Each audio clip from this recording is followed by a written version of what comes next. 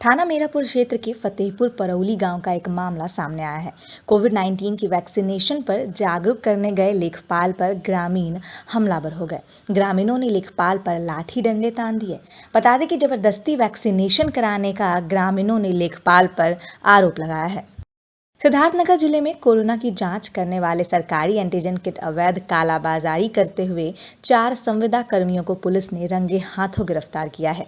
बता दें कि चारों अभियुक्तों के पास से 2000 सरकारी एंटीजन टेस्ट किट बरामद किए गए, जिसकी कीमत 23 लाख रुपए के करीब आंकी गई है। सूत्रों से जानकारी प्राप्त हुई कि कुछ लोग सरकारी एंटीजन का कालाबाजारी में लिप्त हैं, जिसकी सूचना पुलिस विभाग से साझा की गई और संयुक्त टीम स्वास्थ्य विभाग, जिला प्रशासन और पुलिस विभाग की बनाई गई और इन्हें रंगे हाथ पकड़ा गया और इनके साथ 2000 एंटीजन किट की बरामदी हुई और इनके नाम हैं विनोद तिवारी, ओमकार तिवारी, मुख्तार अली, शिवशंकर चौधरी, जिन पे मुकदमा दर्ज करके इन्हें जेल भेजा जा चुका है और आगे भी इस तरह की कोई कार्रवाई करते हुए व्यक्ति पकड़ा जाएगा तो उन्हें मुकदमा दर्ज करके जेल भेजा जाएगा और कड़ी से कड़ी कार्रवाई होगी। सर कितने किट की मतलब कितने एंटीजन किट? 2000 एंटीजन किट इनके पास रंगे हाथ पकड़ी गई हैं। तो क्या बरामद कर लिए गए? 2000 एंटीजन किट इनके पास पकड़ के बरामद की गई और सील कर दिए गए।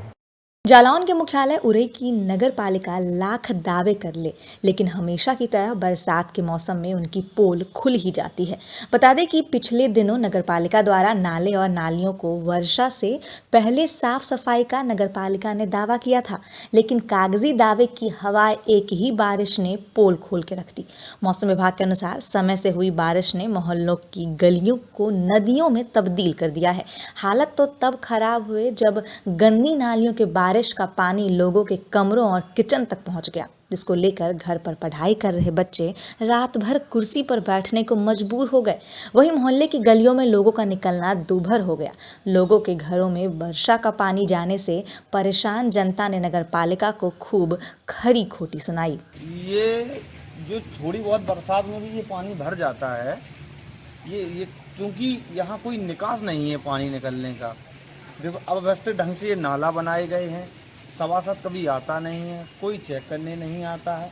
इस वजह से थोड़ी बहुत बारिश में भी यहाँ का ये हाल है। अब आप समझ लीजिए जब ज़्यादा बारिश होगी तो क्या पूरा मोहल्ला भर जाएगा। इस हिसाब से तो नए वाले घर लोगों ने तो ऊंचे से बनाया, जो पुराने घर हैं उनके तो अभी भी इतना भरते हैं कि वो सारा उनका सामान, खाना पीना सब एकदम बर्बाद हो जाता है।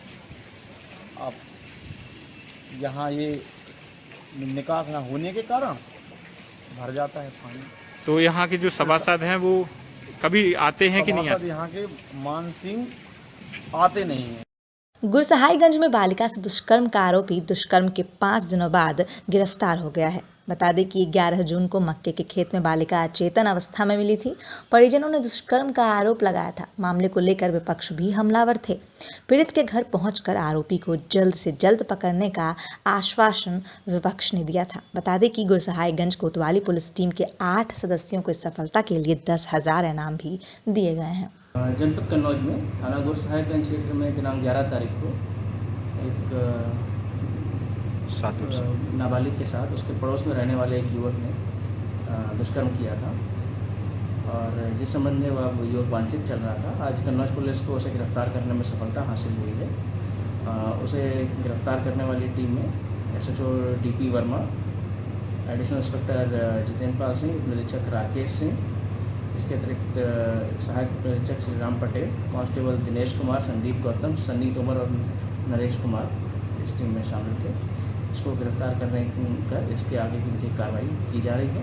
हमारा प्रयास है कि हम ऐसे जघन्य अपराध करने वाले अपराधी को कठोरतम सजा दिलवाएं। सर एक चीज़ और सामने आ रही है इसमें कि काफ़ी दिन तक आरोपी पुलिस गिरफ्त से दूर रहा, तो ऐसे में क्या उसने आज झंडा अपनाया तो जो छुपा रहा बचा रहा, पुलिस ने कितनी कड़ी मशक्कत करके पकड़ा उसको? इसमें आरोपी लगातार अपना जो कि इसके पास कोई ऐसा निश्चित ठिकाना नहीं था, ये अपने घर भी नहीं जाता था, खाना बदोश टाइप का रहता था। झांसी के मऊरानीपुर में विद्युत विभाग की टीम द्वारा मऊरानीपुर नगर में विद्युत बकायादारों व अवैध कनेक्शन धारकों के विरुद्ध चेकिंग अभियान चलाया। जिसमें कई लोग अवैध कनेक्शन कर विद्युत उपयोग करते हुए पाए गए। ऐसे लोगों को चिन्हित कर उनके खिलाफ रिपोर्ट दर्ज किया गया है। आज 1 लाख से अधिक के बकायेदारों पर विद्युत विच्छेदन की कार्रवाई की गई है। इसमें हमारे प्रशासन की टीम विजिलेंस की, जिसमें इंचार्ज इंस्पेक्टर साहब सतीश द्विवेदी साहब, हमारे अधीक्षण अभियंता महोदय जेपीएन सिंह के निर्देशन पर हमारे साथ आए हैं। हमें प्रशासन का, पुलिस का पूरा सहयोग है और यह औचक निरीक्षण का कार्यक्रम विजिलेंस के साथ या स्थानीय पुलिस के साथ अब अक्सर चला करेगा, क्योंकि चोरी ज़्यादा होने की वजह से लोगों ने एसी वगैरह लगवा लिए हैं, लोड नहीं बढ़े हैं, उससे हमारे तार टूट रहे हैं, ट्रांसफार्मर फूक रहे हैं, जिससे वैध जो हमारे कनेक्शन धारक हैं उनको बिजली संचालन में दिक्कत आती है, जो बराबर बिल जमा करते हैं। कोरोना काल में लोगों में उदासी और निराशा बढ़ी है, जिसके चलते गुस्सा और चिड़चिड़ाहट बढ़ रही है। यही वजह है कि एनसीआर में इस गुस्से की वजह क्राइम बढ़ रहा है। खास तौर पर एनसीआर के गाजियाबाद में सामने आया है कि लोग अपनों से ही नफरत करने लगे हैं। जी हां, बीते 2 हफ्ते में गाजियाबाद में सामने आए मामलों के आंकड़े इसी बात को बयां कर रहे हैं कि लोगों में अपनों के प्रति जानलेवा गुस्सा बढ़ता जा रहा है। ऐसा क्यों हो रहा है, इस सवाल का जवाब हमने गाजियाबाद में जाने वाले मनोचिकित्सक से जानने का प्रयास किया। मनोचिकित्सक ने क्या बताया वो हम आपको आगे बताएंगे, लेकिन पहले आंकड़े बता देते हैं। तारीख 1 जून नंदग्राम इलाके में पति ने पत्नी की गोली मारकर हत्या कर दी और फरार हो गया। मामला 50 लाख रुपए के दहेज की मांग का था। तारीख 3 जून जीजा ने साली पर तेजाब फेंका और मामले में पुलिस को गुमराह करने की कोशिश की, लेकिन बाद में गिरफ्तार हो गया। तारीख 5 जून लोनी में नाती ने नाना की जमीन जायदाद के लिए हत्या कर दी, बाद में पुलिस ने उसकी गिरफ्तारी की। तारीख 10 जून जवान बेटे ने किसान पिता को तब तक गोलियां मारी जब तक पिता की मौत नहीं हो गई। मामला जमीन जायदाद का पाया गया। तारीख 11 जून लोनी में बेटे ने जायदाद के लिए माता पिता की हत्या कर दी। इन वारदातों में साफ है कि कैसे खून के रिश्ते ही अपनों का खून बहा रहे हैं। मनोचिकित्सक आर चंद्रा का कहना है कि कोरोना के डर से लोगों में गुस्सा और चिड़चिड़ापन बढ़ रहा है। लोग आक्रामक हो रहे हैं और उन्हें खुद नहीं पता कि वे क्या कर रहे हैं। अगर गाजियाबाद में रिश्तों के खून की 5 वारदातों पर निगाह डालें तो उनमें से अधिकतर वारदातें जमीन जायदाद के लिए हुई हैं। ऐसे में ये भी साफ है कि आर्थिक हालात सुधारने और जल्द अमीर बनने की लालसा ने भी लोगों में खूनी गुस्सा बढ़ाया है। ये सब बेहद चिंताजनक है।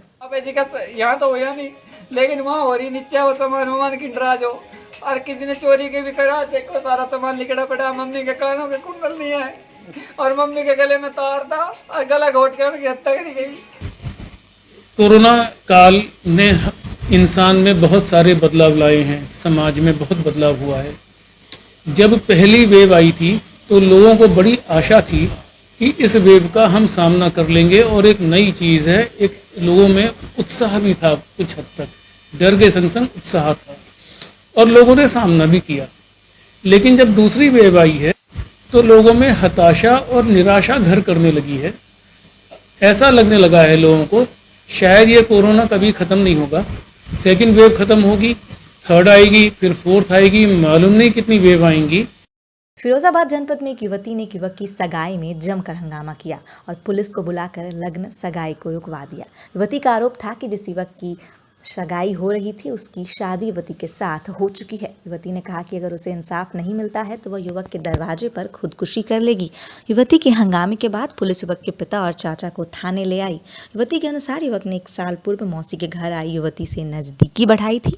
इसके बाद उसने युवती से आर्य समाज कोटला रोड फिरोजाबाद में शादी भी रचाई। न्यायालय में शादी को रजिस्टर भी कराया। आरोप है कि दहेज लोभी युवक के पिता ने जानते हुए भी दूसरी जगह युवक की शादी तय कर दी। मामला ये है कि हम अपनी मौसी के यहाँ आए थे, तो मौसी के पड़ोस में ही ललित नाम का लड़का रहता। वो घर पे आता जाता रहता था। तो पहले हमारी मौसा जी से उसने कहा कि अगर हमारी शादी आप नगला मकम से करवा दे तो अच्छा रहेगा। मौसा ने हमारे लिए ये कहा कि हम शादी तो करवा देंगे तेरी, पर तेरे घर वाले नहीं माने। तब उसका जवाब ये रहा हमारी मौसा जी से कि हम मना लेंगे घर वालों को। तो मौसा जी ने ये कह दिया कि हाँ मना लेना, तो शादी हम करवा देंगे। फिर क्या हुआ? उसके बाद वो हमसे कांटेक्ट में हुआ, बातचीत करने लगा। 1 साल हो गया है पूरा। और तब से मतलब पहले इसने नॉट डेयरी वाले कागज बनवाए थे, जिससे उसने हमसे ये कहा लता इस चीज़ से घर वाले मान जाएंगे। मैंने फिर उससे कह दिया मैंने मान जाएंगे तो ठीक है।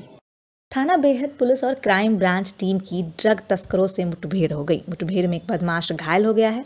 पुलिस ने बदमाशों के कब्जे से भारी मात्रा में स्मैक तमंचे और कई कारतूस बरामद किए हैं। बता दें कि बरामद स्मैक की कीमत लाखों रुपए बताई जा रही है।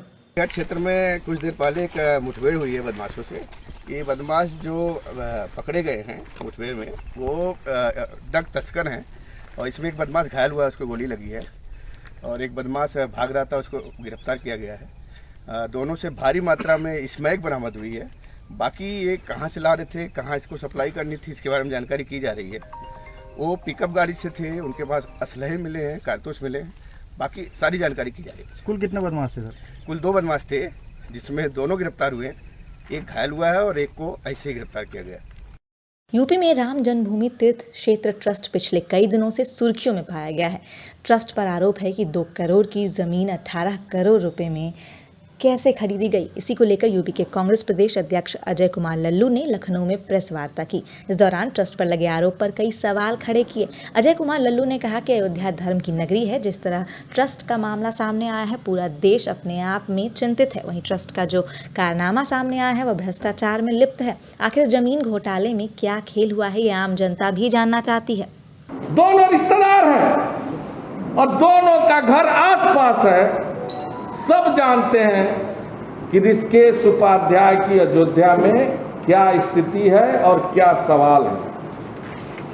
सुल्तान अंसारी रवि मोहन तिवारी के साथ मिलकर 2 करोड़ की जमीन 5 मिनट में 18.5 करोड़ में मंदिर निर्माण ट्रस्ट को बेच दी। सुल्तान अंसारी समाजवादी पार्टी के नेता हैं और उनकी बीवी पिछले समय अयोध्या में तरन्नुम अंसारी जो समाजवादी पार्टी से चुनावी वार्ड पार्षद का लड़ी थी। यानी खेल स्पष्ट है कि किस तरह भावनाओं के साथ ठेस पहुंचाने का काम किया गया है। मीडिया के साथी श्री अशोक जी, श्री सुधांशु वाजपेयी जी, प्रदेश के महासचिव श्री विवेकानंद पाठक जी, अभिषेक वाजपेयी जी और आए हुए सभी सम्मानित हमारे पत्रकार बंधुओं। लखनऊ नगर निगम की अनोखी पहल देखी गई है। कोविड महामारी के दौरान नगर निगम के मृत कर्मचारियों के आश्रितों को प्रदान किया गया नियुक्ति पत्र। कार्यक्रम में नगर विकास मंत्री, महापौर, नगर आयुक्त समेत तमाम आला अधिकारी मौजूद रहे।